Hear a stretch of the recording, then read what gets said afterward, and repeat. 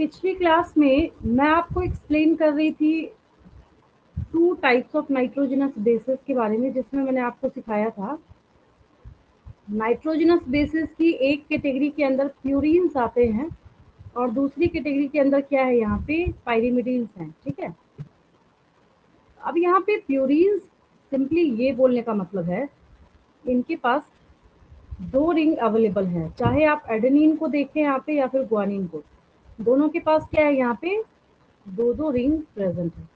लेकिन पायरिमिडीन्स की जितनी भी कैटेगरी है आपके पास यहाँ पे, चाहे साइटोसिन देखें चाहे ring एडेनिन only. देखें, वन चाहे हाइड्रोसाइक्लिक चेन। सबके पास क्या है, यहाँ पे 1 1 1 1 साइकिल अवेलेबल है, मतलब 1 रिंग अवेलेबल है। ठीक है, अब अगर हम स्ट्रक्चर वाइज यहाँ पे बात करें तो जो भी स्ट्रक्चर है यहाँ पे वो फिक्स्ड है। जैसे अगर मैं आपको बोलूँ कि आप मीथेन को क्या लिखते हैं केमिस्ट्री में, तो आपका ये आंसर होगा कि आप मीथेन को क्या लिखते हैं, CH4 लिखते हैं। अब अगर मैं आपसे क्वेश्चन पूछूं कि CH4 क्यों लिखते हैं, तो बात समझिए मैं क्या बोलना चाह रही हूँ। ठीक है, आपसे अगर मैं उल्टा क्वेश्चन पूछूं कि आप इसको CH4 ही क्यों लिखते हैं, तो उसकी सबसे बड़ी वजह ये है कि कार्बन टेट्रावेलेंट है। कार्बन कैसा है, एक जो अमीनो एसिड ग्लाइसिन हमने रिप्रेजेंट किया था उसके स्ट्रक्चर के थ्रू मैं आपको समझाती हूँ। और एक और स्टूडेंट का क्वेश्चन है कि DNA डबल स्टैंडर्ड ही क्यों होता है। देखिए, दोनों बातें आपको इसी से समझ आ जाएंगी।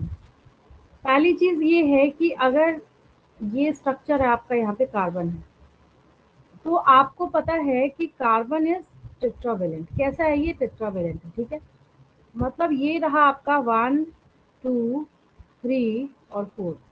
हम इसमें पांचवी कोई चीज ऐड कर सकते हैं क्या, सोचिए एक बार, देखिए अपना दिमाग लगाइए। कोई फिफ्थ चीज हम इसमें ऐड कर सकते हैं क्या, कोई पांचवी चीज नहीं ऐड कर सकते हैं। इतनी केमिस्ट्री आप बच्चों में से सबको आती होगी कि हम इसमें पांचवी कोई भी चीज ऐड नहीं कर सकते, और हम इसमें इसको 3 भी नहीं रख सकते हैं। अगर आप यहाँ पे जो मैंने यहाँ पे 4 अटैच किया है, अगर आप यहाँ पे 3 अटैच कीजिएगा तो आपको एक पोजीशन पे डबल बॉन्ड देना पड़ेगा। क्यों डबल बॉन्ड देना पड़ेगा, क्योंकि किसी भी तरीके से कार्बन को फुलफिल करके आपको ऐसा बनाना है कि टेट्रावेलेंट बन जाए। ठीक है, अब जो बात रही यहाँ पे स्ट्रक्चर के रिगार्डिंग, तो मैं बस इतना बोलूंगी कि यहाँ पे एग्जैक्टली उसी तरीके से, अब अगर मैं मुझे एक छोटी सी बात समझानी थी तो मैंने आपको यहाँ पे समझाया कि कार्बन टेट्रावेलेंट है तो हम इसका ऐसा स्ट्रक्चर बनाते हैं। ठीक है, एग्जैक्टली उसी तरीके से हमारे पास ये जितने भी नाइट्रोजनस बेसेस हैं, आप जिस भी नाइट्रोजनस बेस को यहाँ ऑब्जर्व कर रहे हैं, उसमें खासियत ये है कि हर एक नाइट्रोजनस बेस के पास अपना एक स्ट्रक्चर जो है फिक्स्ड है। हम इसको चेंज नहीं कर सकते, हम इसको बदल नहीं सकते। अब ऐसा क्यों है, जब आप सबकी वैलेंसी निकालना स्टार्ट करेंगे तो आपको ऑटोमेटिकली आंसर मिल जाएगा। अगर मैं उसमें जाना स्टार्ट कर दूं तो बायो की बजाय मैं आपको केमिस्ट्री पढ़ाना स्टार्ट कर दूंगी। ठीक है, तो सिंपल सी बात ये है। अब रही बात यहाँ पे स्ट्रक्चर की, तो स्ट्रक्चर में मैंने आपको एक के लिए ट्रिक बताया था, तो सबके लिए आपको वैसे क्या करना है, छोटे छोटे ट्रिक्स अप्लाई करके। जैसे एज फॉर एग्जांपल पिछली क्लास में मैंने आपको इसके लिए एडमिन के लिए एक ट्रिक क्या बताया था कि आप एक यहाँ पे क्या करेंगे, हम जहाँ से आप, बॉन्ड होते हाँ उसके हाँ, एक आपको रिंग ऐसा बनाना है जो कैसा है, हेक्सागोनल है।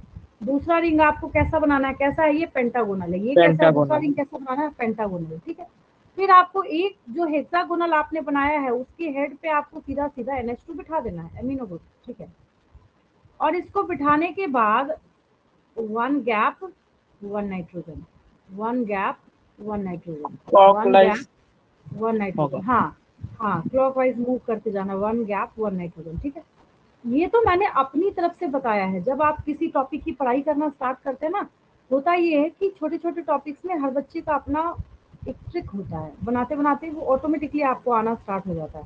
मैं क्या बोलना चाह रही हूँ, ऑर्गेनिक केमिस्ट्री जब आप पढ़ते हैं तो आपको पता चल जाएगा। ठीक है, एग्जैक्टली अब हम लोग क्या करते हैं, यहाँ पे गुआनिन के स्ट्रक्चर के पास आते हैं। ठीक है, अब गुआनिन के स्ट्रक्चर के पास जब हम लोग आते हैं तो यहाँ क्या है, एक इसके हेड पे हमने ऑक्सीजन को बिठा रखा है। किसको बिठा रखा है हमने, ऑक्सीजन को यहाँ पे भी फिक्स करके रखा हुआ है। इसमें मैं बच्चों को क्या बोलती हूँ, इसमें आपको क्या याद करना है कि इसके हेड पे NH2 बैठा हुआ था, यहाँ इसके हेड पे आपको क्या करना, ऑक्सीजन को बिठाना है।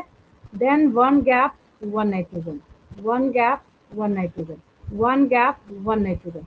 मतलब अगर हम यहाँ से लेके एक स्ट्रेट लाइन खींच दें, तो स्ट्रेट लाइन जब हम खींचे तो उसके बाद क्या करना है, इसका जो पैटर्न है और इसका जो पैटर्न है हम वैसे ही चले।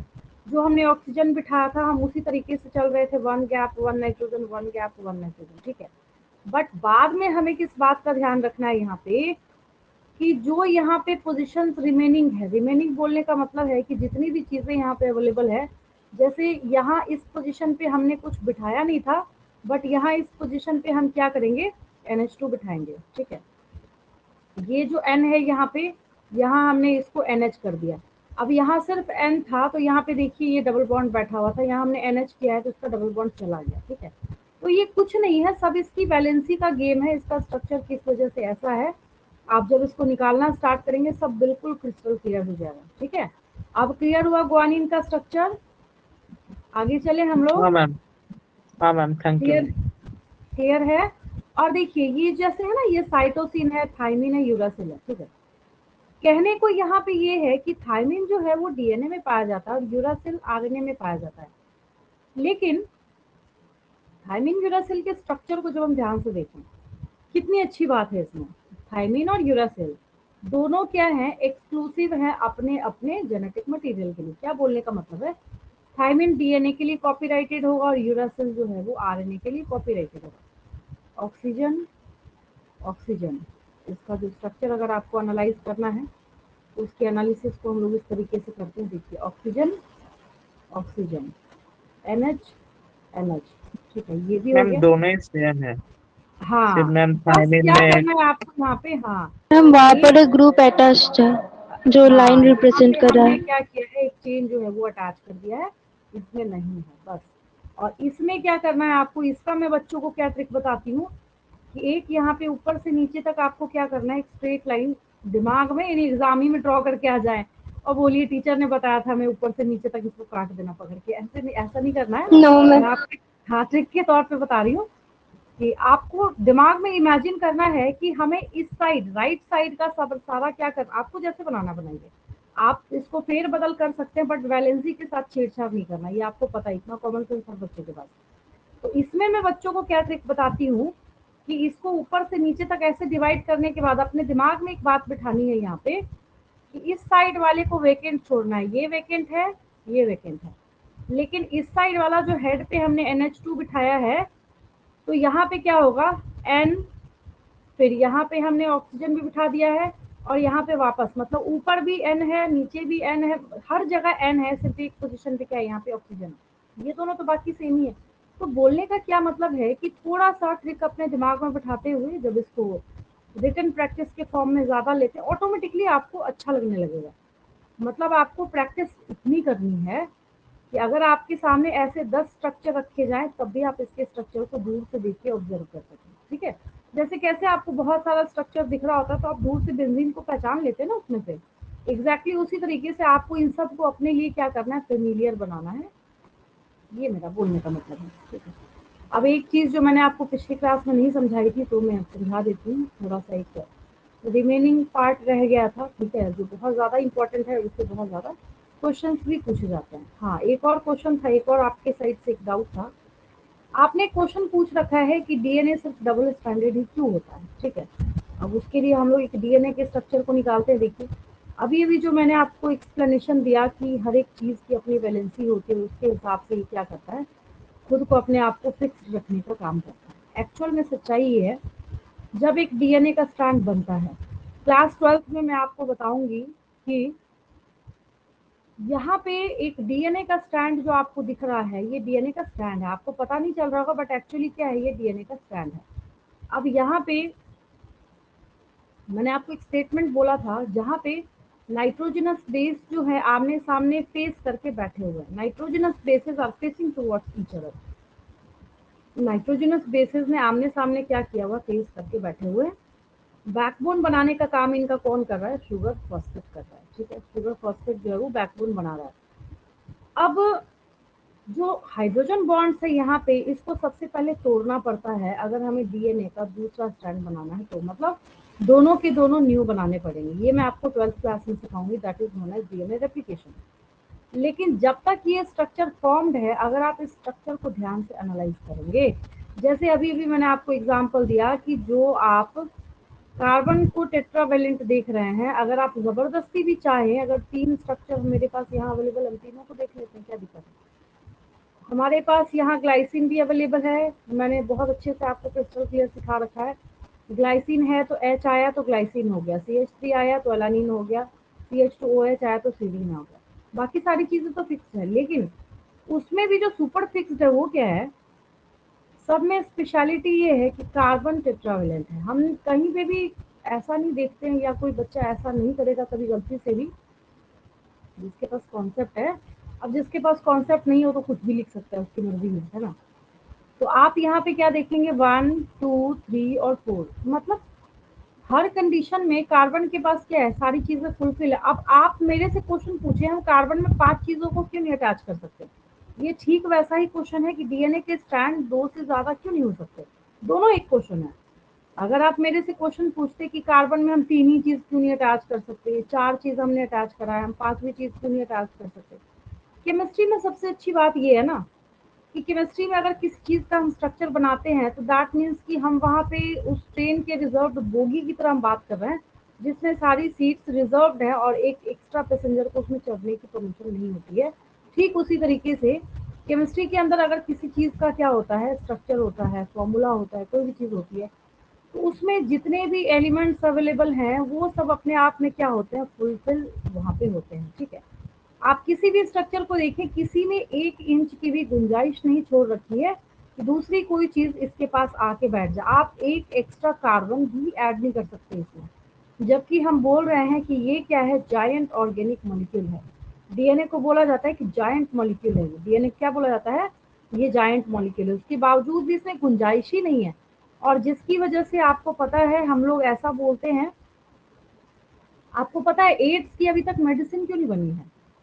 एड्स की मेडिसिन इसलिए नहीं बनी है क्योंकि एड्स कॉज करने वाला जो वायरस है उसके पास जेनेटिक मटेरियल आरएनए है। आरएनए सिंगल स्ट्रैंडेड है, उसकी उसको खुली छूट है म्यूटेशन करने की। क्यों म्यूटेशन करेगा, अब उसके पास दूसरा स्ट्रैंड नहीं है ना उसको पकड़ के बांध के रखने वाला। यहाँ पे अगर आप ऐसे देखिए, एक स्ट्रैंड दूसरे स्ट्रैंड के साथ बंधा हुआ है। किससे बंधा हुआ है, तो बॉन्ड का मतलब ही हिंदी में एक बंधन होता है, पता है आपको। जो हम बॉन्ड बॉन्ड बॉन्ड केमिस्ट्री में Yes, पढ़ते हैं ना, ma'am. उसको हिंदी, हाँ हिंदी में उसको बंधन ही बोला जाता है। ठीक है, तो यहाँ पे ये दोनों स्ट्रैंड्स जो हैं एक दूसरे के साथ यहाँ पे बॉन्ड बना के बैठे हुए हैं। ये भागना चाहे तो ये नहीं भागने देगा, ये भागना चाहे तो ये नहीं। अगर इसमें से ये ऊपर वाले सब सोचे चलो भाई हम ही निकल लेते हैं यहाँ से, ये ऊपर वाला, तो कौन नहीं भागने नीचे देगा, वाला पकड़ के हाँ रखेगा।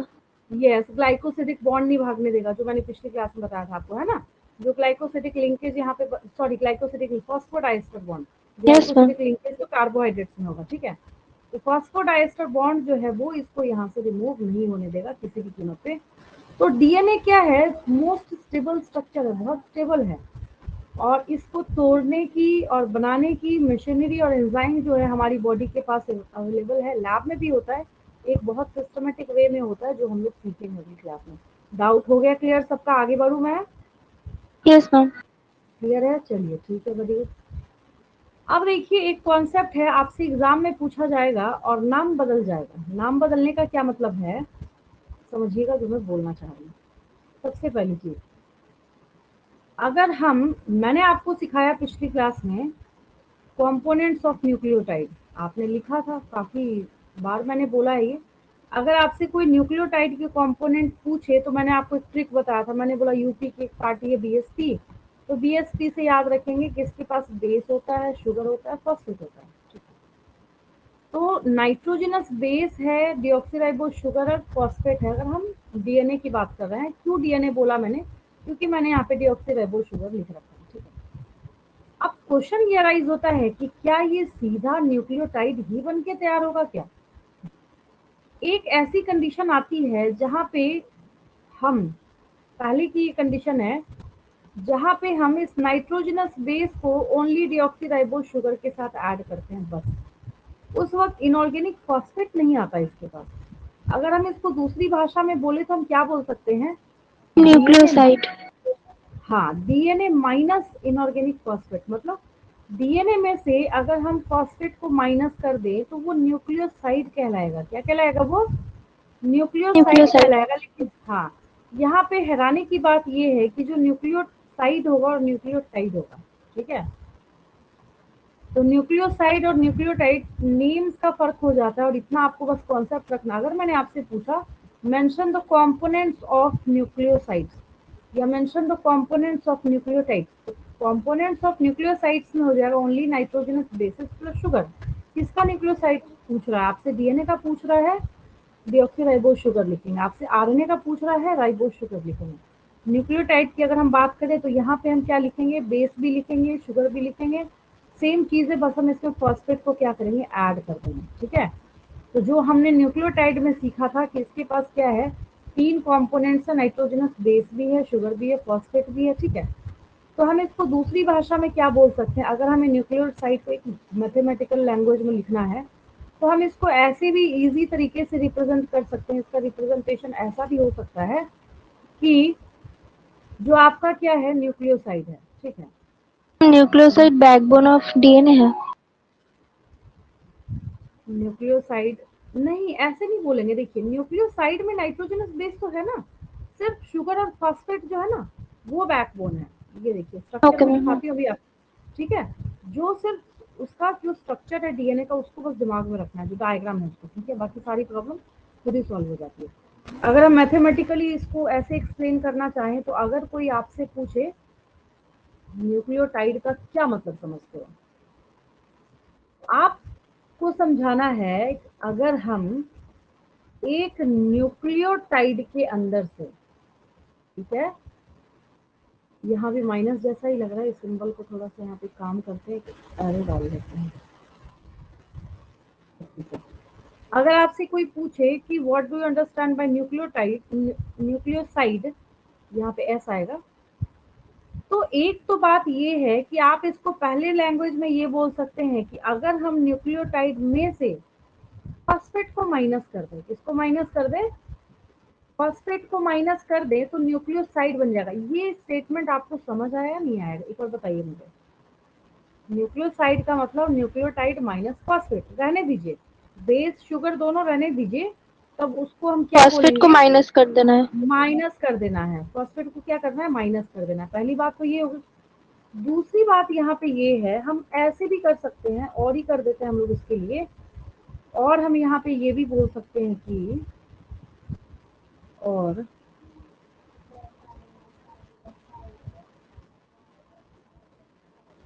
Ma'am nucleotide equals to nucleoside plus phosphate. Nucleoside is equal to, अभी तो हमने यहाँ पे लिखा है न्यूक्लियोटाइड माइनस फॉस्फेट। दूसरा लैंग्वेज क्या है इसके लिए? Nitrogenous bases plus sugar.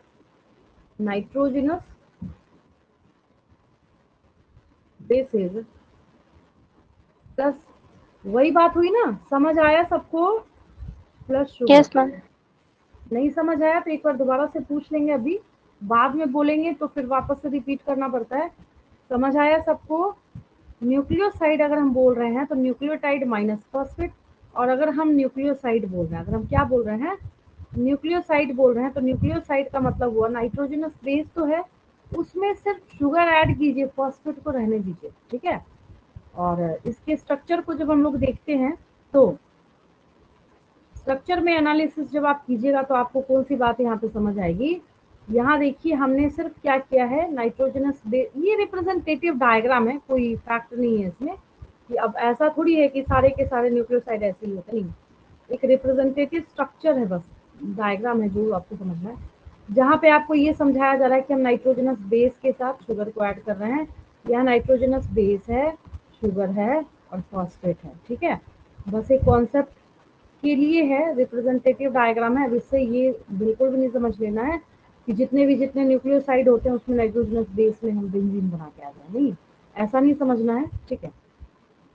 तो ये न्यूक्लियोटाइड और न्यूक्लियोसाइड का कॉन्सेप्ट जो है वो आपने समझा है। अब देखिए एक और चीज इंपॉर्टेंट, क्या?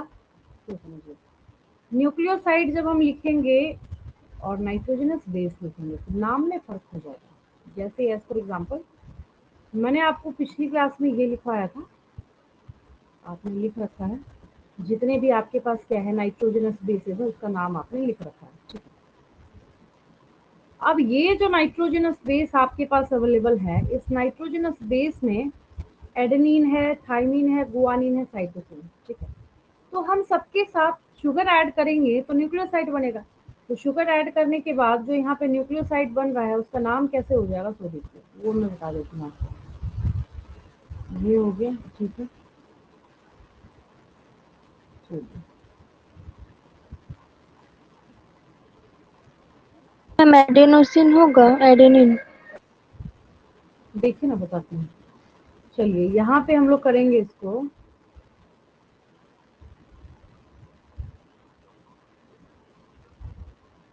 एक साइड हम लिखते हैं नाइट्रोजनस बेसिस, इसमें हम ऐड करने जा रहे हैं प्लस शुगर, बनाने जा रहे हैं न्यूक्लियोसाइड। क्या बनाने जा रहे हैं, न्यूक्लियोसाइड।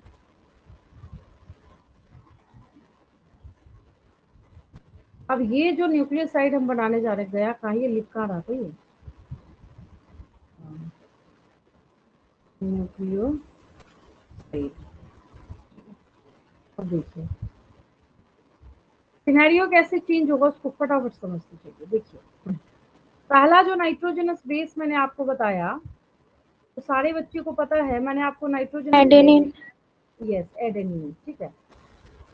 तो ये जो आपके पास क्या है यहाँ पे एडेनिन है, तो एडेनिन में हम क्या कर रहे हैं, यहाँ पे हमने प्लस किया, एज इट इज शुगर है तो शुगर को रहने दीजिए, इसमें कोई दिक्कत नहीं है, ठीक है। तो ये रहा आपका शुगर। अब हैरानी की बात यहाँ पे ये है कि जो एडेनिन है उसका नाम एडिनोसिन हो जाएगा।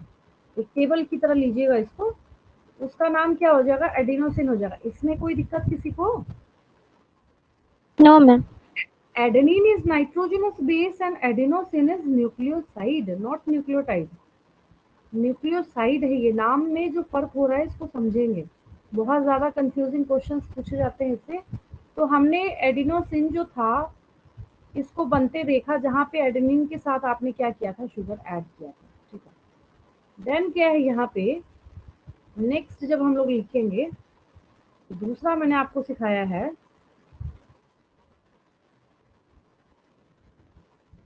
नेक्स्ट वन इज गुआनिन है। तो ये जो गुआनिन है इसमें भी ऐड कीजिए शुगर।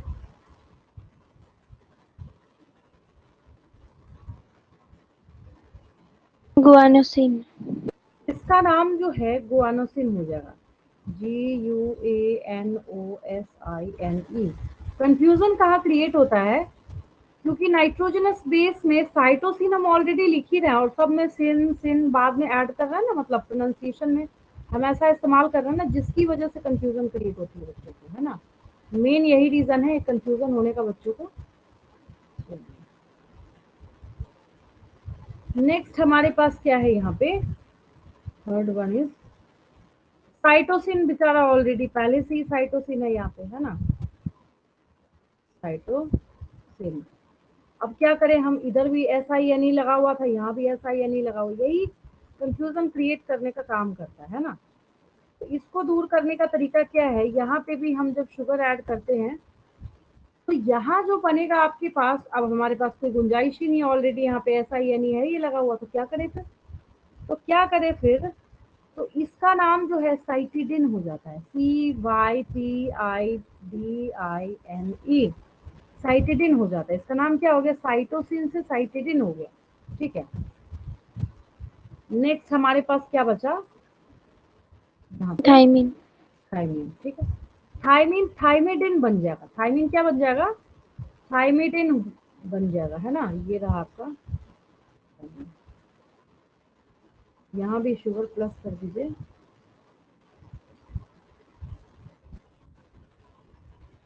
ये हो गया आपका।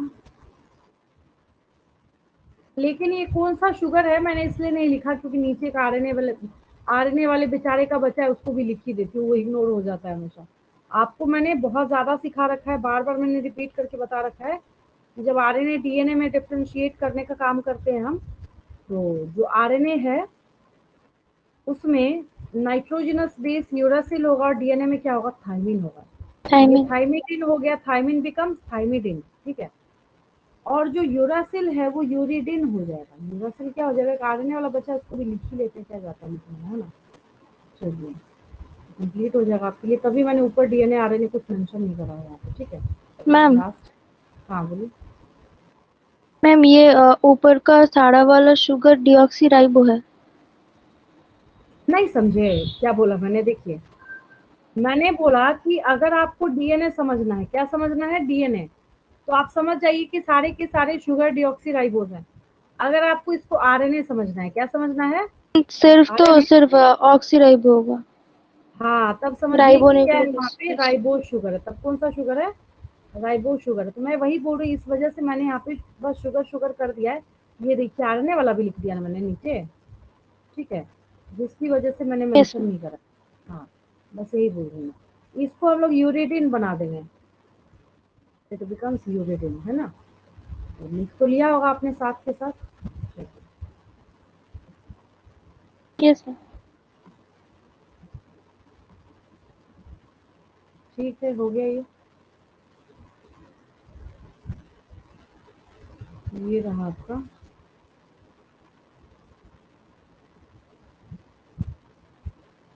तो मैंने आपको अभी भी बताया what are the differences between nucleoside and nucleotide, है ना। न्यूक्लियोटाइड अगर है तो न्यूक्लियोटाइड का मतलब आप समझेंगे कि वहां पे हमने क्या किया है, nitrogenous base plus sugar plus phosphate सबको ऐड करा है। इसके नीचे एक और लाइन आएगी, हालांकि आप लोग खुद ही स्मार्ट है, बट फ्यूचर के लिए हम लोग कर लेते हैं। चलिए इसके नीचे से क्या करना है, न्यूक्लियोसाइड तो आपने लिख ही रखा है यहाँ पे, न्यूक्लियोसाइड भी कर ही लीजिए अलग से। सिर्फ सब में क्या करेंगे, हम फॉस्फेट ऐड कर देंगे। ये हो न्यूक्लियोसाइड जाएगा, प्लस फॉस्फेट। हाँ, nitrogenous bases plus sugar plus sugar plus क्या हो जाएगा यहाँ पे, फॉस्फेट हो जाएगा, प्लस फॉस्फेट। अब ठीक है, nitrogenous yes basis ma'am. Plus sugar plus phosphate, है ना। मतलब एक छोटा सा पैरा था आपके पास, उसको भी देखने के बाद जब आप ध्यान से एनालाइज करेंगे और भी चीजें उसके अंदर से निकल के आएंगी। एक छोटा सा पैरा आपको बताया गया और उस पैरा के अंदर इतनी सारी चीजें कॉम्प्रेस्ड फॉर्म में आपके पास अवेलेबल थी, आपके पास प्रेजेंट था, ठीक है। ये जो न्यूक्लिक एसिड्स आपके पास अवेलेबल है, ठीक है, तो जिसको आप अगर आपने बुक के अकॉर्डिंग एनालाइज करेंगे तो यहाँ पे आपको कौन सी बात समझ आएगी कि ये क्या है। सबसे इम्पोर्टेंट चीज आप नोट कर लेंगे, ये एसिड में इनसॉल्युबल है। कैसा है ये, अगर आप एसिड में इसको घोलने की कोशिश करेंगे तो ये नहीं घुलेगा उसमें, ये क्या है, एसिड इनसॉल्युबल है, ठीक है। जब हम किसी लिविंग टिश्यू के अंदर इसको देखना स्टार्ट करते हैं, जैसे मैंने आपको सिखाया था, जो प्रोटीन का स्ट्रक्चर है, जो क्या है, प्रोटीन का स्ट्रक्चर वो पॉलीपेप्टाइड है। ठीक उसी तरीके से जो न्यूक्लिक एसिड, दोनों को एक साथ यहाँ पे बोला जा रहा है। तो आरएनए को हम देखेंगे तो आरएनए में 1 पॉलीन्यूक्लियोटाइड चेन है, डीएनए को अगर हम देखेंगे तो डीएनए में 2 पॉलीन्यूक्लियोटाइड चेन है। तो वही यहाँ पे बात करी जा रही है कि दीज आर पॉलीन्यूक्लियोटाइड्स। क्या है ये, पॉलीन्यूक्लियोटाइड्स हैं। मैम पॉलीन्यूक्लियोटाइड चेन मतलब डबल स्ट्रैंडेड है। हाँ नहीं समझे, देखिए अच्छा मैम ठीक है। ये जो स्ट्रक्चर मैंने आपको दिखाया था, ये रहा, तो इसमें एक जो चेन है ये 1 पॉलीन्यूक्लियोटाइड चेन हुआ और इसका दूसरा पॉलीन्यूक्लियोटाइड चेन हुआ। जब हम लोग आरएनए को देखेंगे, किसको देखेंगे, आरएनए को देखेंगे, तो उसमें क्या है, उसका 1 ही पॉलीन्यूक्लियोटाइड चेन होगा। अभी याद आया, यस है मैम। ना। तो इसके पास क्या है, डीएनए है तो 2 पॉलीन्यूक्लियोटाइड चेन है, आरएनए है तो 1 पॉलीन्यूक्लियोटाइड इसके पास चेन जो है वो अवेलेबल है, ठीक है। Then together with polysaccharides, together with polysaccharides, and polypeptides. These comprise the true macromolecular fraction of any living tissue or cell. आपको पता है ऐसा स्टेटमेंट क्यों लिखा गया? Together with polysaccharides and polypeptides. Polypeptide इसलिए बोला जा रहा है, देखिए मैं आपको एक बहुत इंपॉर्टेंट बात सिखाती हूँ. लिखने का इनडायरेक्ट वे में बहुत सारी बातें लिखी जाती है, बट एक्चुअल में उसके पीछे बहुत सारी स्टोरी हिडन होती है. ठीक है. DNA is negatively charge. DNA कैसा होता है, आपको कहीं पे नोट करना है, कॉपी में नोट कर लीजिए. DNA is negatively charge. DNA के ऊपर नेगेटिव चार्ज होता है. आपकी बॉडी में नेगेटिव चार्ज है, तो सिर्फ अगर नेगेटिव चार्ज ही ऐसे ऐसे घूमे तो काम तो चलेगा नहीं, है ना. उसको पॉजिटिव चार्ज देने के लिए सिर्फ एक बस इमेज भर लगाऊंगी, बहुत ज़्यादा मैं नहीं आपको इसमें बताऊंगी, क्योंकि फिर हमें आगे भी सिलेबस मूव करना है. देखिए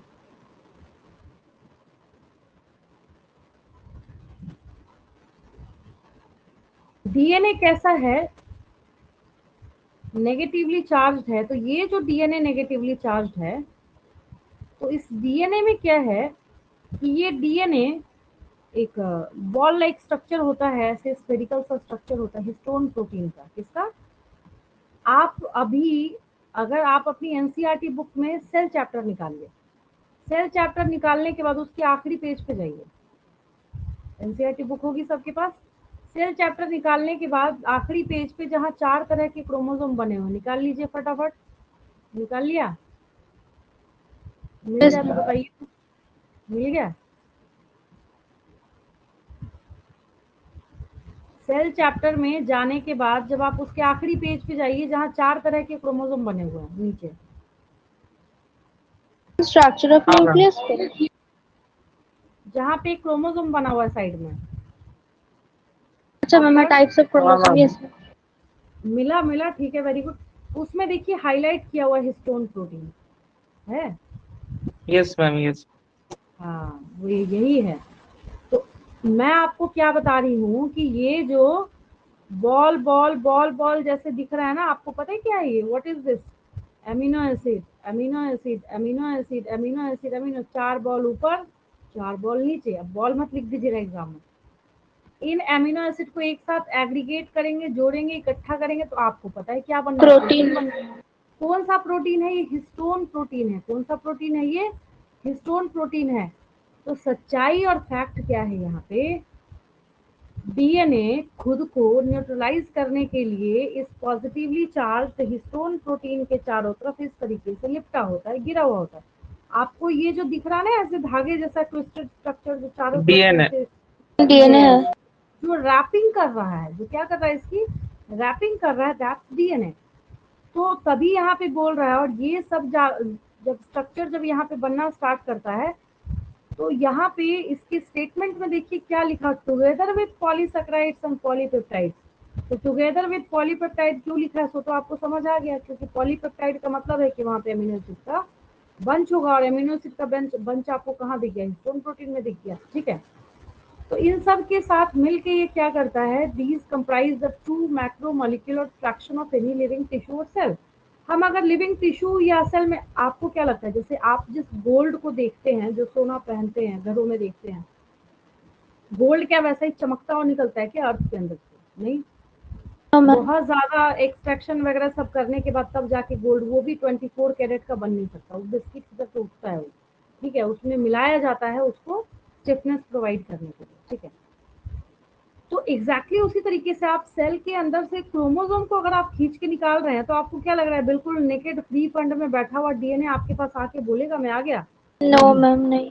डीएनए जो है जब आप लिविंग टिश्यू में से निकालिएगा, कैसे अभी वो पूरा हिस्टोन के चारों तरफ लिपटा हुआ है, फिर और रैपिंग किया है, फिर और रैपिंग किया है.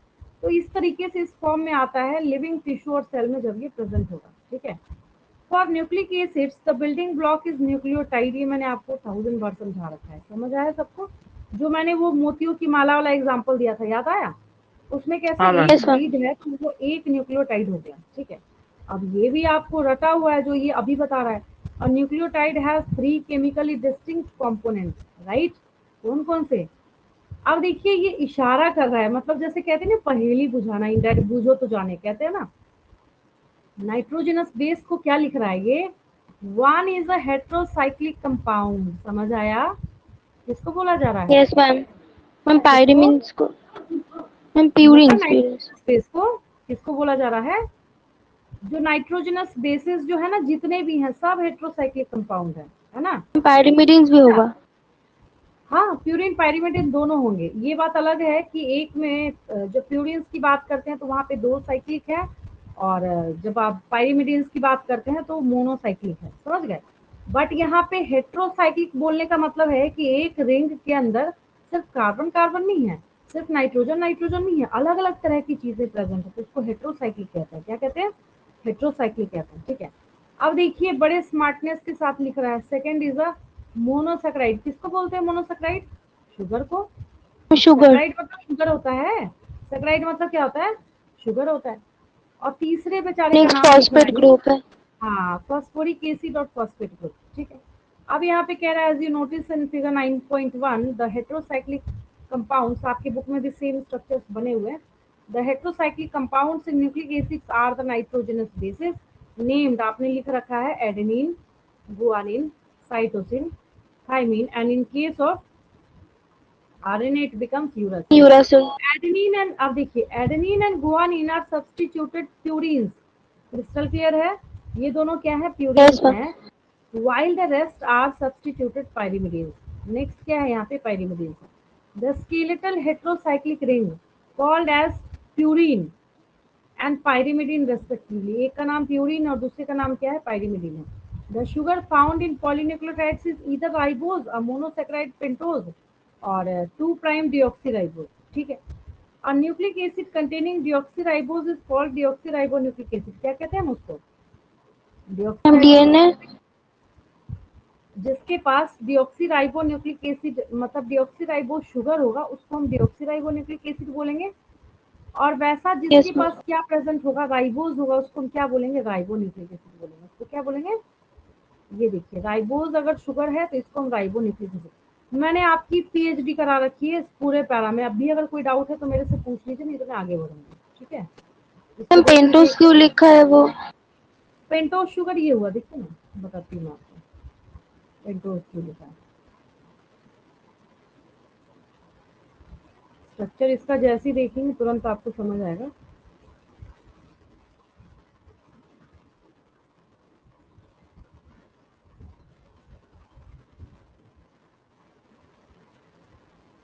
देखिए,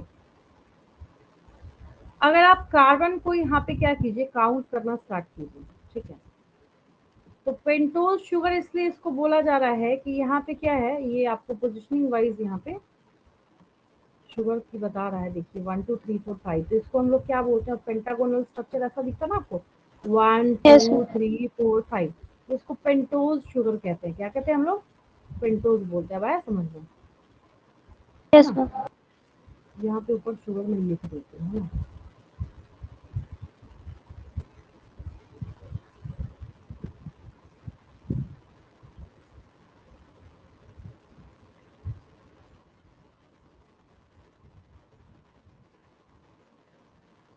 शुगर्स ऑफ क्या हो जाएगा ये?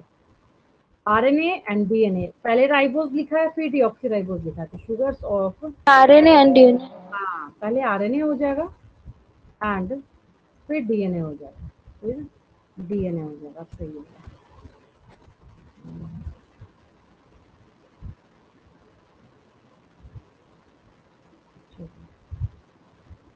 इसका स्ट्रक्चर बना हुआ है, इस पेज का स्क्रीनशॉट ले सकते हैं आप। हालांकि आप भी सब सर्च कर सकते हैं अगर आपको और एक्स्ट्रा एडवांस देखना है। 12th की ऑर्गेनिक केमिस्ट्री की बुक में बायोमोलिक्यूल्स चैप्टर निकाल लेंगे, सब दिख जाएगा आपको, है ना। वापस से फिर से पढ़ना है, बहुत ज़्यादा इंपॉर्टेंट है, इससे जगह जगह आपको ही पढ़ाया जाएगा, ठीक है।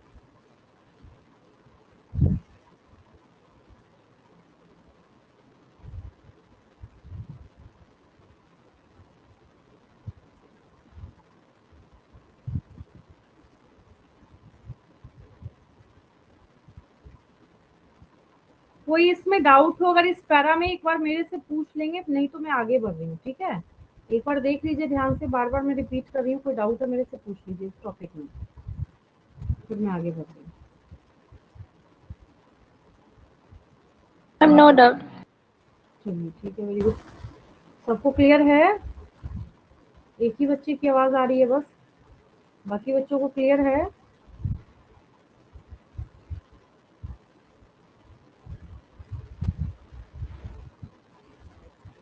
देखिए, नेक्स्ट एक छोटा सा टॉपिक हमारे पास रह रहा है, उसके बाद अगली क्लास में मैं पूरी कोशिश करूंगी कि ये चैप्टर मैं फिनिश कर दूं, ठीक है। लिपिड्स स्टार्ट कर रहे हैं, आखिरी जो हमारे पास बचा हुआ है that was lipids. Nucleic acid में मैंने बहुत बढ़िया तरीके से कराया है, सारे क्वेश्चन 11th क्लास के अकॉर्डिंग सॉल्व करके देखेंगे, एक भी क्वेश्चन मिस नहीं होगा आपसे।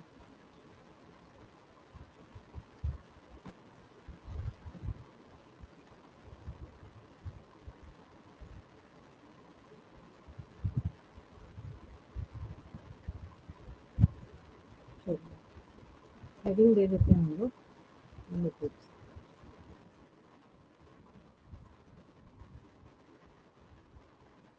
अच्छा, आपके घरों में लिपिड नेचर का क्या क्या होता है सोचिए।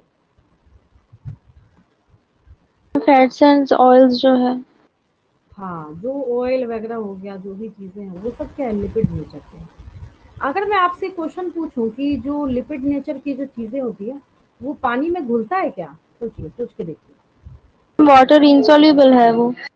हाँ, मतलब खुद ही अपना कॉमन सेंस लगाइए, आप रटे उससे अच्छा मैं आपको याद दिला देती हूँ। इनको जब आप देखना स्टार्ट करते हैं तो ये सब के सब कैसे होते हैं, वाटर में इंसॉल्युबल होते हैं, ठीक है। हम तेल तो पानी लिपिड, में घुलता नहीं है। हाँ, आप कितना भी घोलने की कोशिश कीजिए, ठीक है, लेकिन आप इसको वाटर में डिसॉल्व नहीं कर सकते। तो सबसे बड़ी वजह क्या है कि आप खुद भी अगर प्रैक्टिकली किसी भी लिपिड को जब आप देखेंगे उसमें डिसॉल्व करके तो कभी भी उसमें डिसॉल्व नहीं होगा, तो ये क्या हो गया, वाटर इनसॉल्युबल है। क्या है ये, वाटर इनसॉल्युबल, ठीक है। तो इसी के लिए हम लोग यहाँ पे लिखेंगे लिपिड्स आर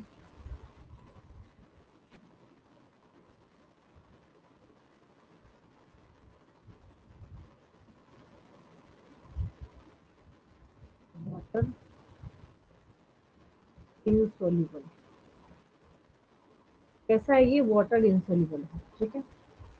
पानी में किसी भी कीमत पे ये घुलेगा ही नहीं, ठीक है। अब fatty acid, fatty acid, fatty acid बहुत नाम सुना होगा आपने, ठीक है।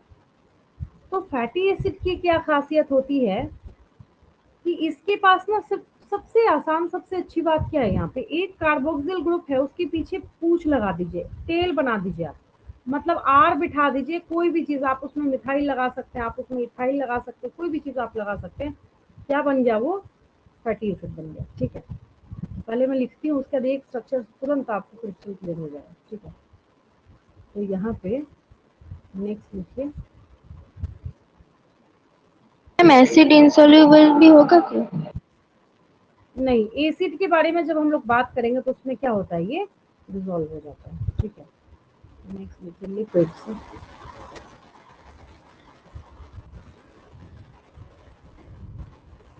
ऐसे कर लीजिए, fatty acids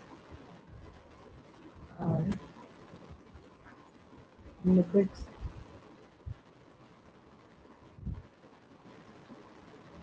which contain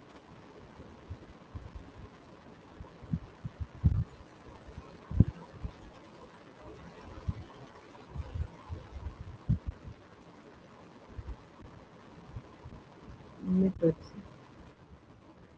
which contain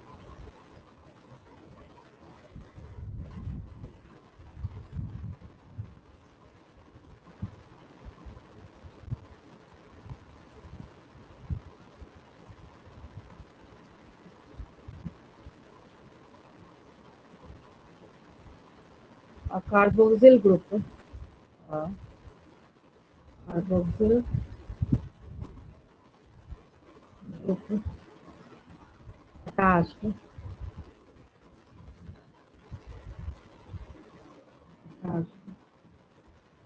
an R। R आपको पता ही किसको कहते हैं, रिप्लेसेबल साइट जो होता है उसको हम लोग आर से डिनोट करते हैं, ठीक है। देन यहाँ पे क्या है, आर जो है कुछ भी हो सकता है,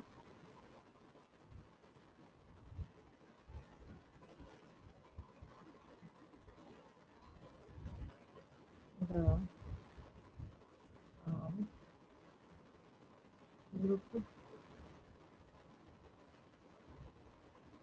would be मिथाइल।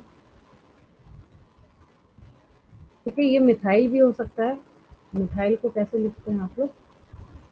CH3 अच्छी हो गई, CH3 होगा। ठीक है, और इथाइल भी हो सकता है। और इथाइल दैट इज, इथाइल को कैसे लिखते हैं? C2H5 है ना,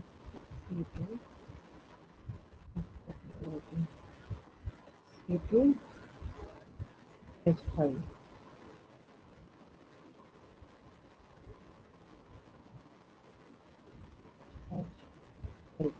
मतलब ये सारी चीजें जो है इसमें अटैच हो सकती हैं। ठीक है, अब यहाँ पे ये और क्रिस्टल क्लियर कैसे होगा? एक स्ट्रक्चर हम लोग देखेंगे, उससे क्या होगा, ये पूरा का पूरा आपको क्लियर हो जाएगा। ठीक है, जैसे एक हम लोग छोटा सा एग्जांपल यहाँ पे पामेटिक एसिड का लेते हैं।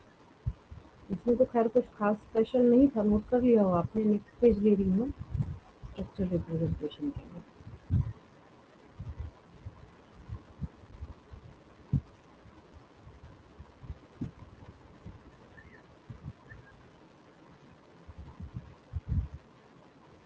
ये देखिए, जैसे ही हम लोग यहाँ पे पामेटिक एसिड के बारे में बात करते हैं, 16 कार्बन है उसके अंदर। हाँ,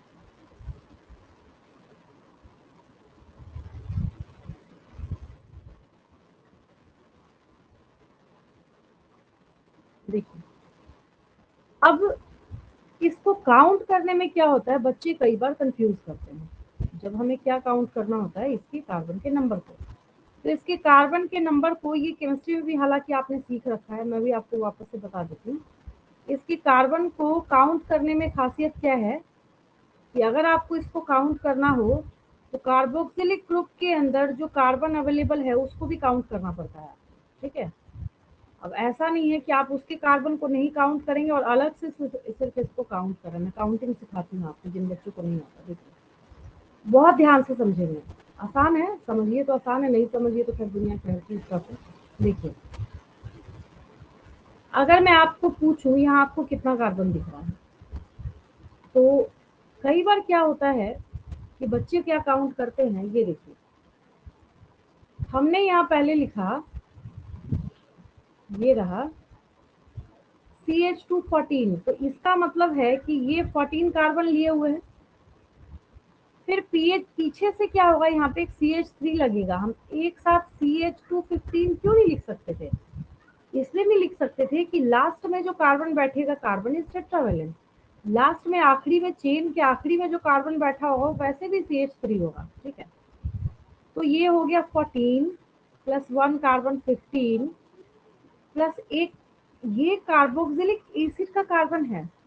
मैं यही आपको बोलना चाह रही हूँ कि जब आपको इनको काउंट करना हो, देखना हो, समझना हो, तो हम लोग इसमें क्या करते हैं, कार्बोक्सिलिक एसिड का जो खुद का कार्बन होता है, उसने जो खुद ही कार्बन को कैरी करके रखा हुआ है, उसकी भी कार्बन को हम इसमें काउंट करने का काम करते हैं। ठीक है, तो आपने कौन कौन सी बातें सीखी? आपने ये सीखा कि जो पामेटिक एसिड है, ठीक है, तो पामेटिक एसिड के पास 16 कार्बन है। इसके पास टोटल कितने हो गए? 16 कार्बन। हम सबको काउंट करेंगे, कार्बोक्सिलिक एसिड जो है उसके कार्बन को भी हम इसमें काउंट करेंगे। ठीक है, तो यहाँ पे लिख लीजिए, तो बहुत ज्यादा इंपॉर्टेंट हो जाता है, नीट में ही पूछा जाता है।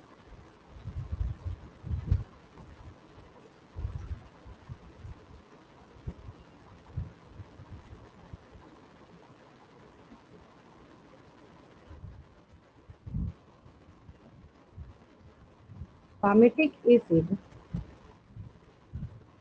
हैज 16 कार्बन, इसके पास टोटल की, यही बात आपको याद रखनी है।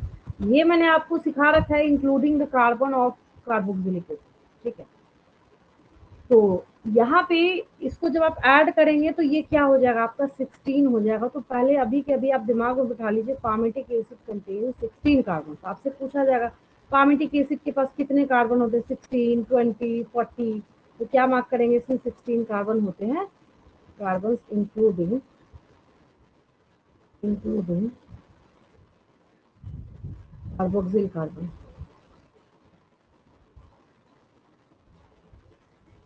कार्बोक्सिल कार्बन, इसको हम इंक्लूड करेंगे तब जाके क्या होगा, ये 16 कार्बन कंप्लीट होगा। ठीक है, चलिए अगर आपने कॉपी में स्ट्रक्चर बना लिया है तो बहुत अच्छी बात है, नहीं बताया बनाया है अगर तो फटाफट स्क्रीनशॉट लेंगे तुरंत।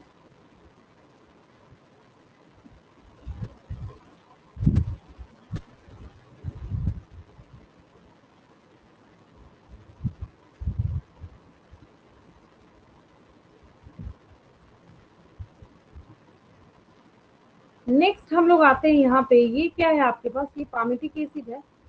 नेक्स्ट हम लोग आर्किडोनिक एसिड के पास आते हैं। कुछ नहीं करना है, 20 जिसमें क्या होगा, यहाँ पे 20 होगा। तो मैं बच्चों को पता है क्या ट्रिक बताती हूँ, कहती हूँ तुमको जितना कार्बन बोला जाए उसमें से 2 बिठा दो आजू बाजू। हमने एक कार्बन बिठाया कार्बोक्सिल वाला, और लेफ्ट हमने कार्बन बिठाया यहाँ पे मिथाइल वाला, और बीच में CH2 के ब्रैकेट में क्या बिठाना है, तो 20-2 कर देना है। तो 20-2 कीजिएगा तो आपके पास कितना बचेगा, 18 बचेगा। तो CH2 18 कीजिएगा, बन गया स्ट्रक्चर किस चीज का, आर्किडोनिक एसिड का। समझ आया क्या बोला मैंने? किसी बच्चे को समझ नहीं आया तो वापस पूछ लीजिए मेरे से। समझ आया आपको? समझ आया सबको? चलिए एक आर्किडोनिक एसिड का देख लीजिए, आपको समझ आ जाएगा मैं क्या बोलना चाह रही हूँ। आपको पूरे स्ट्रक्चर में से 2 कार्बन माइनस करके CH2 के आजू बाजू बिठा देना है।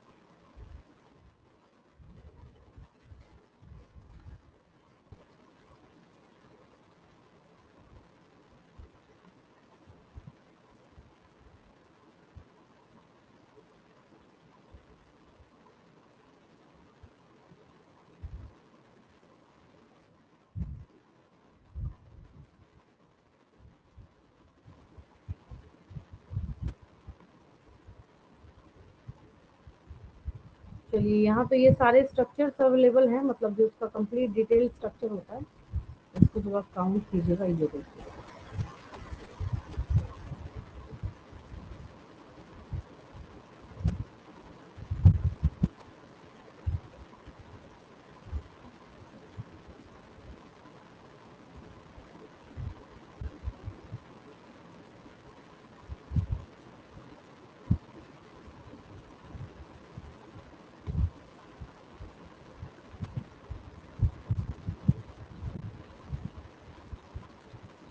यहाँ पे ऐसे स्ट्रक्चर्स अवेलेबल है। इसमें जब टोटल कार्बन काउंट कीजिएगा तो कितना आएगा आपके पास, 20 आएगा, है ना।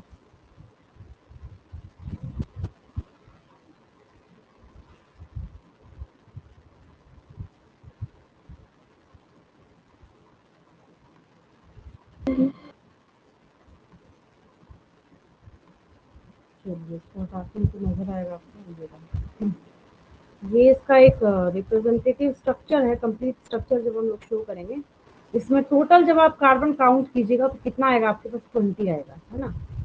यहाँ हम लोग लिख लेते हैं arachidonic acid. Next is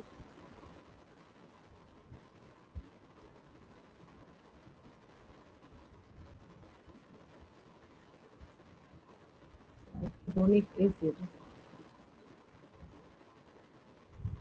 contains total 20 carbon. इसके पास टोटल जो है 20 कार्बन अवेलेबल होता है। ठीक है,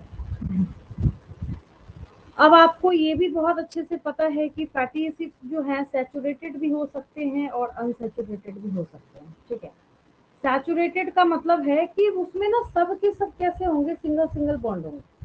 और अनसैचुरेटेड बोलने का मतलब है कि उनके पास क्या होगा, जो बॉन्ड्स अवेलेबल होंगे डबल भी हो सकता है, ट्रिपल भी हो सकता है। ठीक है, चलिए तो हम यहाँ पे नेक्स्ट पेज लेते हैं। यहाँ पे बस इतना ही है, अगर आप चाहें तो इसका स्क्रीनशॉट ले सकते हैं। चलिए आगे बढ़ते हैं।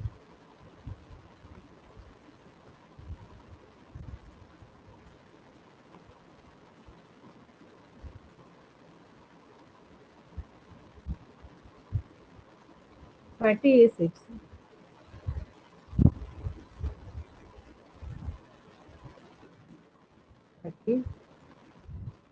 इस शेप से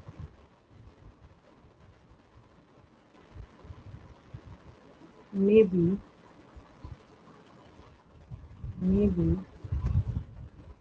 saturated डैश दे दीजिए, डैश देके बिल्कुल शॉर्टकट में यहाँ पे लिखिए without double bond, double bond.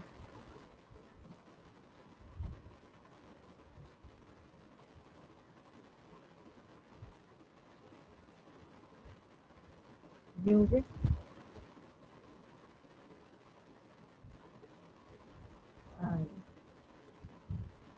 ये भी अनसैचुरेटेड, क्या हो सकता है ये?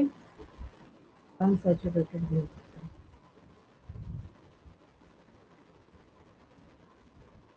अनसैचुरेटेड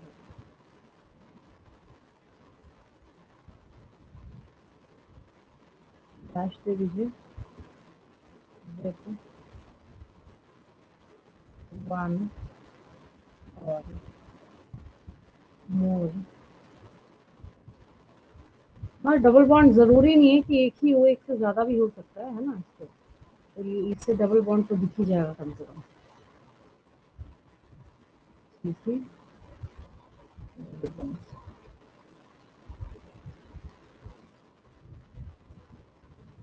एक यहाँ पे बहुत अच्छा और क्लासिक एग्जाम्पल है जिससे, और जिसको करने के बाद बच्चों को बहुत इजीली और क्रिस्टल क्लियर जो है ये समझ आ जाता है। ठीक है, ग्लिसरॉल ग्लिसरॉल ग्लिसरॉल आपने बहुत ज्यादा जो है वो नाम सुन रखा है। तो ग्लिसरॉल जो है, ग्लिसरॉल के स्ट्रक्चर को हम लोग देख के उसके हम लोग केमिकल नेम को उसी में से आइसोलेट करने का काम करेंगे। देखिए ये रहा आपका ग्लिसरॉल,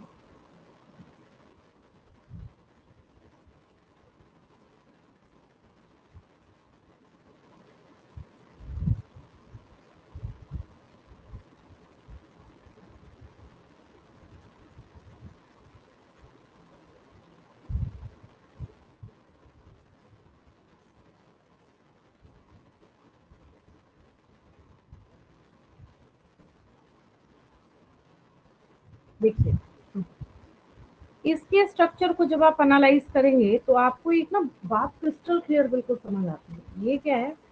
ग्लिसरॉल है, अलग अलग क्या है इसका रिप्रेजेंटेशन है। ठीक है, अब आप मुझे एक बात बताइए, ये ग्लिसरॉल का जो आपको स्ट्रक्चर दिख रहा है, ठीक है, इस ग्लिसरॉल के स्ट्रक्चर में आपको कितने कार्बन दिख रहे हैं? तो आप बोलिएगा कि कार्बन जो है वो हमें 3 दिख रहा है, 3 से ज्यादा या कम तो नहीं दिख रहा किसी को। आपको यहाँ पे 1 कार्बन दिख रहा है, 2 कार्बन दिख रहा है, 3 कार्बन दिख रहा है। ठीक है, तो पहली बात तो ये है कि यहाँ पे इसके पास आपके पास कितने कार्बन अवेलेबल है? 3 कार्बन। ठीक है, तो अब 3 कार्बन है तो इसके पास हाइड्रोक्सिल ग्रुप कितना है? तो ये देखिए 1 2 3। तो हम लोग इसको कहते हैं, और 3 कार्बन के लिए हम मीथेन इथेन प्रोपेन यूज करते हैं। याद आया सबको? रटना नहीं यस है, मैम। को समझा रही। Methane 1 carbon, ethane 2 carbon, propane 3 carbon. याद आया? तो प्रोपेन का मतलब है 3 कार्बन, तो इसमें आपको 3 कार्बन दिख रहा है। ठीक है, हाइड्रोक्सिल ग्रुप कितने दिख रहे हैं? 3 दिख रहे हैं। तो इसका जो केमिकल नेम अगर आप इसको देख के लिखना चाहें तो इसको हम लोग कहते हैं ट्राई हाइड्रोक्सी फॉस्फेट। क्या कहते हैं हम लोग इसको? ट्राई हाइड्रोक्सी फॉस्फेट, या ट्राई हाइड्रोक्सी प्रोपेन। क्या कहते हैं हम लोग इसको? यहाँ पे 1 hydroxyl group, 2 hydroxyl group, 3 hydroxyl group. ठीक है, तो ये हो गया ट्राई हाइड्रोक्सी प्रोपेन। क्या हो गया? ये प्रोपेन हो गया। ठीक है, प्रोपेन किस चीज के लिए? For 3 carbon. तो केमिकली अगर आप इसको बोलना चाहेंगे, रिप्रेजेंट करना चाहेंगे, तो ये क्या हो गया आपका? Try hydroxy propane. सिर्फ आप only one and only this structure जो है इसको कॉपी में एज इट इज नोट कर लीजिए। आपकी एनसीईआरटी किताब में भी बिल्कुल साफ साफ बना हुआ है, that is try hydroxy propane. ठीक है, ये हो गया सबका। और ये जो है मतलब आपको फैट्स ऑयल्स इन सारे फॉर्म में मिलता है। बहुत सारे तो ऐसे होते हैं जो कि जब विंटर का टाइम आएगा तो उसमें क्या करते हैं वो मतलब पूरा कंप्लीटली हार्ड हो जाएगा, जैसे कोकोनट ऑयल वगैरह आप देखते हैं, ठीक है। कई ऐसे होते हैं जिनका जो मेल्टिंग पॉइंट है वो काफ़ी लो होता है, जैसे जिंजली ऑयल वगैरह है, ठीक है।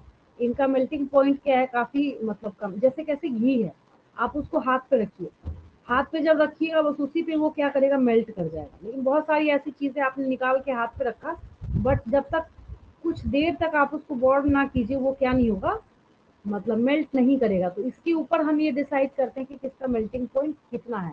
जो लेट से बॉयल होता है, मतलब बॉयल नहीं सॉरी मेल्ट होता है, उसका मेल्टिंग पॉइंट क्या होता है, ज़्यादा होता है। जो ज़्यादा टेम्परेचर देने पे मेल्ट होता है उसका मेल्टिंग पॉइंट ज़्यादा होता है।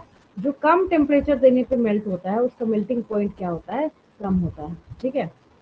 और बहुत सारी और भी चीज़ें हमारे नेचर में, जो किसका एग्जाम्पल है, यहाँ पे लिपिड्स का एग्जाम्पल है। अगला एग्जाम्पल यहाँ पे आपके पास क्या है, लेसिथीन है। क्या है, लेसिथीन है, ठीक है। लेसिथीन भी किसका एग्जाम्पल है, लिपिड का एग्जाम्पल है, ठीक है। चलिए यहाँ तक समझ आया सबको। Yes ma'am.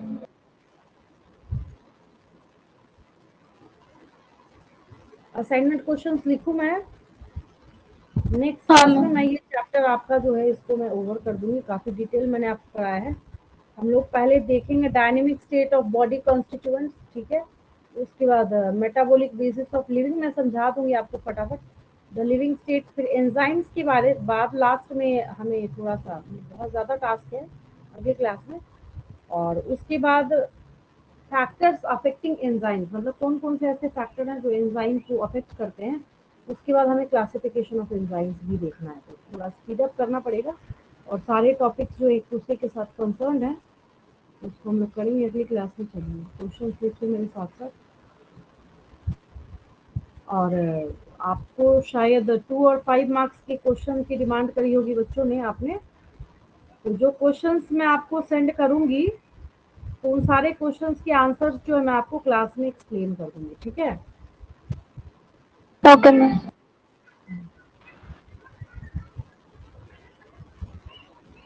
चलिए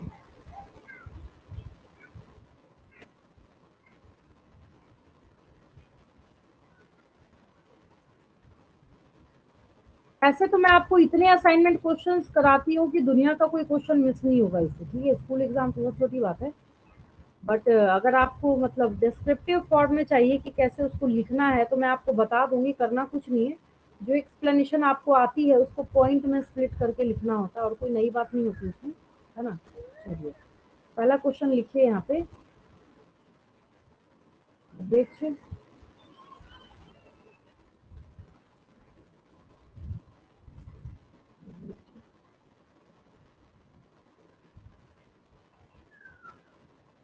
फैटी एसिड, सुनते ही इनसे 20 कार्बन, क्या लिखेंगे। अमेरिकन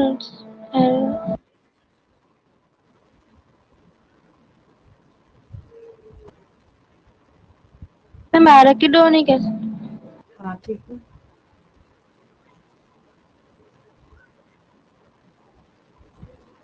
आंसर लिख लीजिए।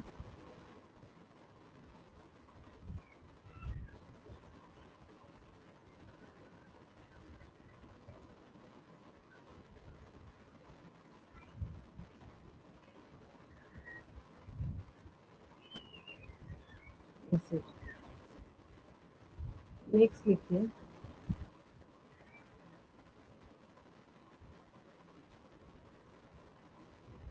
Mention the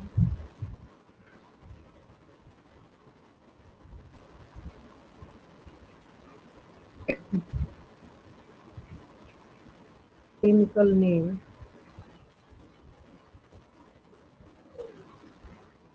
of glycerol, ma'am, try hydroxy propane. ठीक है, very good. That is try hydroxy,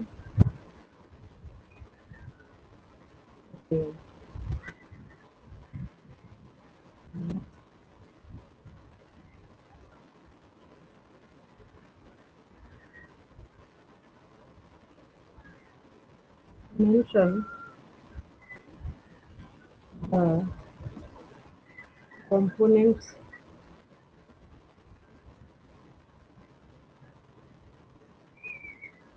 nucleoside, इसमें लिखा है ma'am into base plus sugar.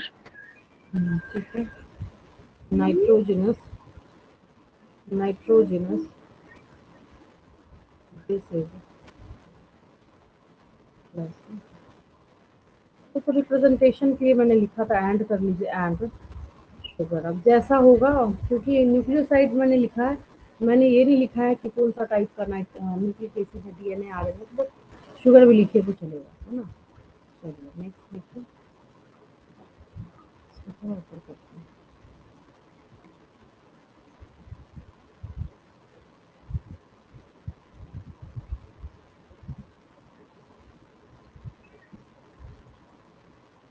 Fourth question है,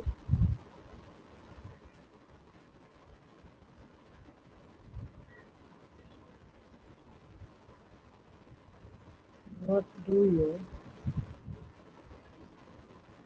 understand by the word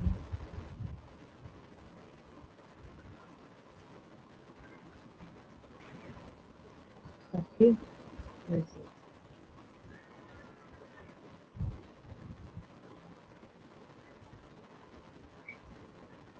इसको लिखते हैं fatty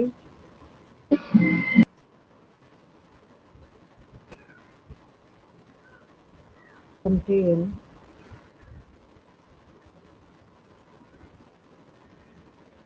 long chain of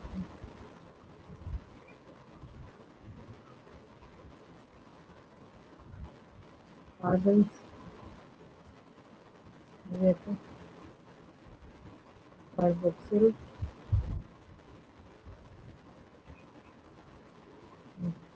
group, तो कार्बोक्सिल एसिड भी लिख सकते हैं।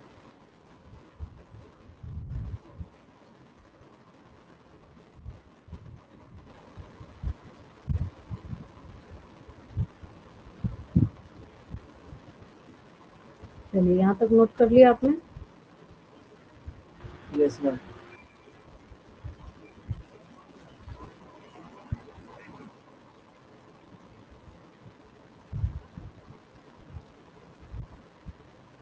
फिफ्थ क्वेश्चन लिखिए,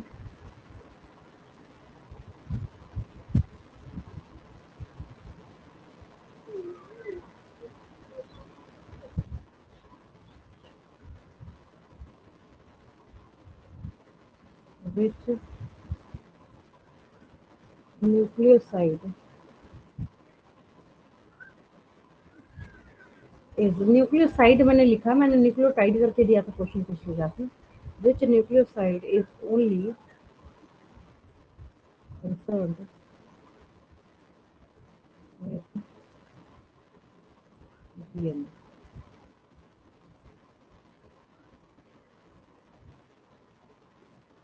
आंसर में लिखा है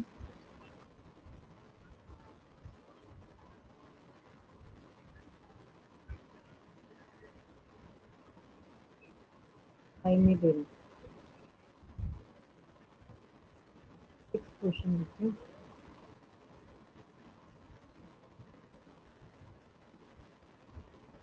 mention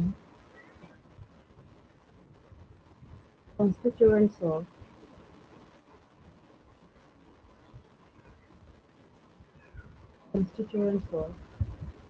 uridine।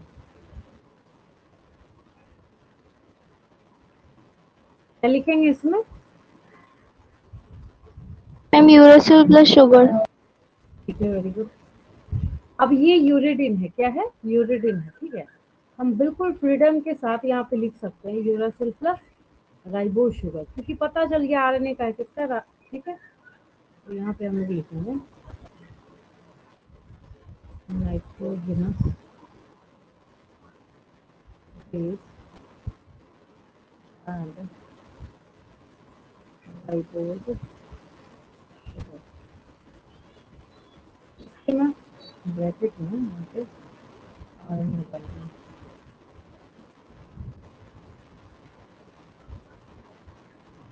Seventh question,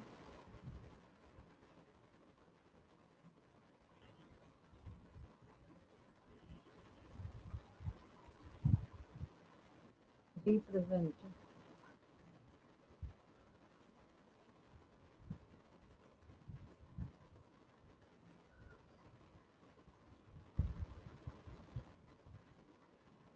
tri hydroxy propyl। बताइए आपको स्ट्रक्चर इसका, है ना?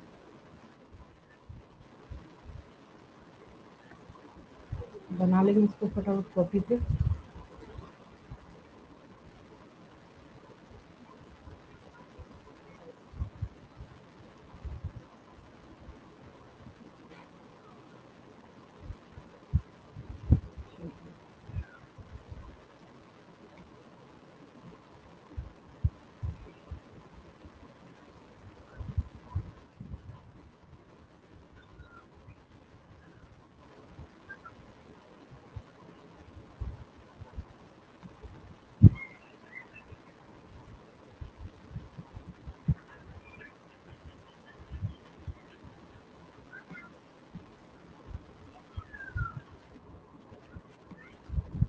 ये रहा आपका स्ट्रक्चर। सबकी ज़रूरत नहीं है, बस इसकी ज़रूरत है, तो ये मैंने यहाँ पे शेयर कर दिया। ये रहा आपका इस क्वेश्चन का।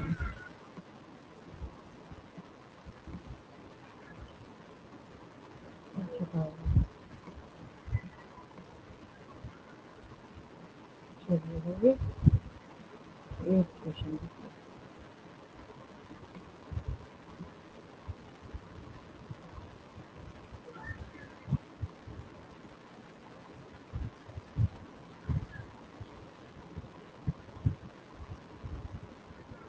एट क्वेश्चन लिखिए।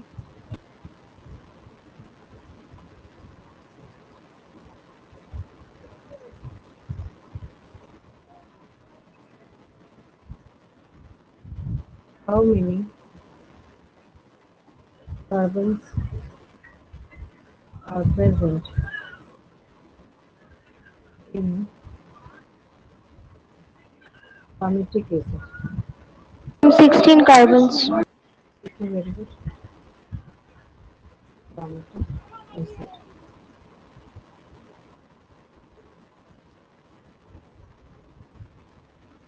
Answer लिखते हैं।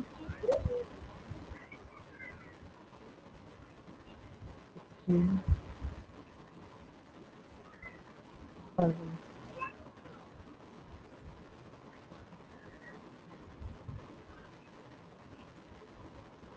9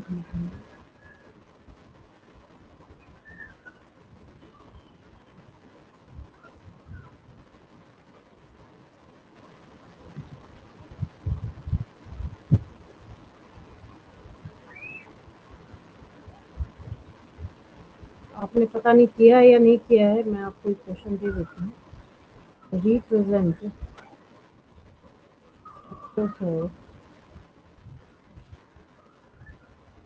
all nitrogenous bases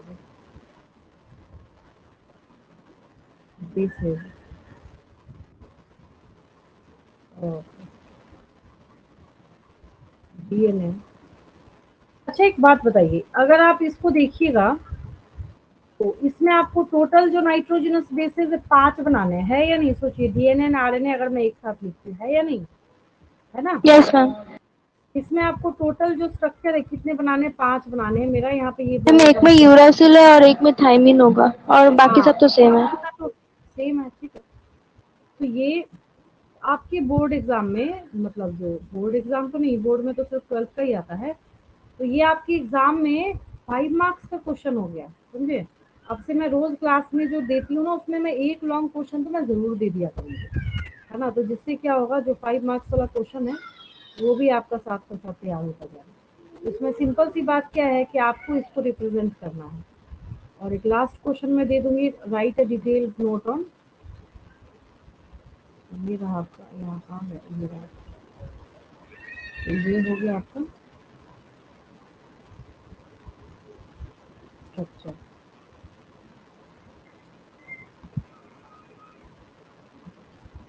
मतलब आपको जो है प्यूरिन और पायरीमिडीन और जो भी उससे मतलब नहीं, आपको सब बनाना है, ठीक है।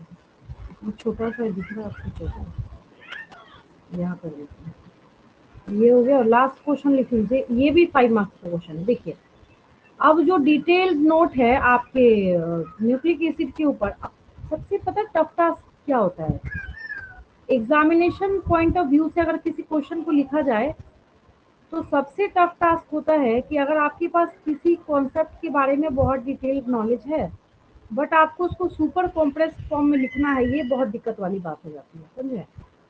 तो आपको क्या करना है, जितना मैंने आपको समझाया है और जो एनसीईआरटी की लाइन्स है मैं उसके हिसाब से बता रही हूँ। एक बार आपको, राधे आवाज कम करो। Right detailed note on nucleic acids, ठीक है, ये हो गए। देखिए इस क्वेश्चन का आंसर लिखना मैं बताती हूँ आपको, पहले जितना लिख लीजिए, जिसको स्क्रीन शॉट लेना ले लीजिए, ठीक है, ऊपर कॉपी में चलो करना है। मैम इस क्वेश्चन का आंसर लिख के आपको भेज सकते हैं? बिल्कुल लिख सकते हैं आप लोग, धीरे धीरे लिखने की कोशिश कीजिए, बिल्कुल लिख सकते हैं आप। जितना लिखेंगे, जितना आपकी लिखने की कैपेबिलिटी होगी उतना आपके लिए अच्छा होगा, है ना। अगर आप सोचे नहीं हम लिखेंगे ही नहीं तो फिर बहुत दिक्कत हो जाएगी आगे जाके। ये देखिए एज फॉर एग्जाम्पल मैंने आपको ये जितनी चीजें आपको पता है बहुत शॉर्टकट में मैंने आपको समझाया है। आपको आपने शुरू से लेके अभी तक आप अगर नोटिस करेंगे, मैंने समझाया आपको बहुत कुछ है, लिखा मैंने बहुत कम है। ये भी अगर आप देखेंगे, ठीक है। अब जैसे ये देखिए, आप खुद भी लिख सकते हैं। आपने ये सब कुछ लिखा क्या है, इंपॉर्टेंट मैक्रोमोलिक्यूल, ठीक है। हमारे पूरे नेचर में सिर्फ डीएनए आरएनए दो ही यहाँ पे, तो मैंने जो यहाँ पे डैश डैश डैश करा है, एग्जाम में आपको क्या करना है, 1 2 3 4 5 ऐसे करके आपको 10 लिख के पॉइंट्स लिखने हैं। आपसे मैं नंबर डाल दिया करूंगी इधर, और मैं आपको बता दिया करूंगी कि हाँ ये क्वेश्चन, इसका आंसर आपको इस तरीके से लिखना है, ठीक है। तो ये बेसिक हो गया, और बाकी की चीजें जो स्ट्रक्चर वगैरह आप बना देंगे, समझा देंगे, तो इसका क्या हो जाएगा, डिटेल्ड एक्सप्लेनेशन जो है वो हो जाएगा। तो आप समझिए कि जो शुरू से अभी तक मैंने आपको इसमें ये पढ़ाया उसको शॉर्टकट में लिखना, ये सब लिखने में टाइम नहीं जाता। जो दिख रहा है ना आपको, कहाँ कुछ लिखा मैंने, कुछ नहीं, बस आज न्यूक्लियोसाइड बताया है आज की क्लास में। यही इतना जो है आपको आज की क्लास में मैंने कराया है, और इसके आगे की जो एक्सप्लेनेशन है उसको नेक्स्ट डे करेंगे हम, ठीक है। समझ आया सबको, कोई दिक्कत किसी को?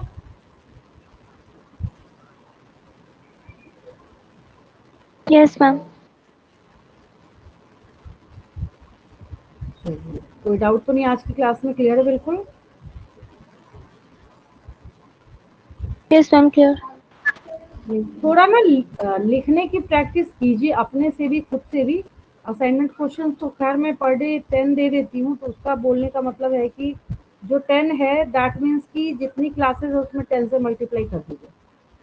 तो आप जो क्वेश्चंस चाह रहे हैं उससे ज़्यादा तो मैं आपको करवा दे रही हूँ, है ना। आप अगर एक सैम्पल पेपर भी देखिएगा तो कितना क्वेश्चन कर पाइएगा, उससे ज़्यादा क्वेश्चन जो आप डेली क्लास में कर रहे हैं, ठीक है।